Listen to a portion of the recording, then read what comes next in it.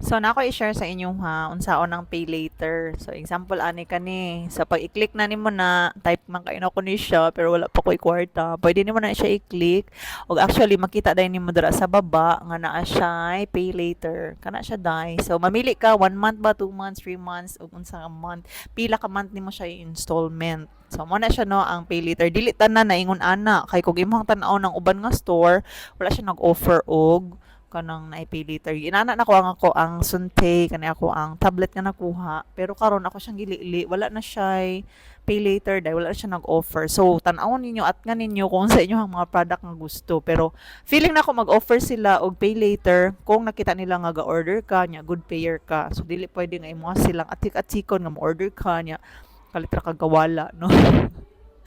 So, ingon ana siya, oh, onya, na ako gitan-aw dira balik-balik lagi siya mora na siya example. So I hope guys nga natay nasabtan sa pay later, dili tanan na ay pay later, depende siya sa product. Pag lili nimo imong lilion ba, kung available ba ang pay later. Okay ba siya? Para sa sa sunte, ana pa di ay. So sa sunte, mao ni siya kung gikuha sa una nga pay later nako. Karon ako siyang gitry og lili, wala na siya offer nga pay later. But I don't know sa imuha basig na basig sa ako lang wala. Sama lang too. Thank you so much.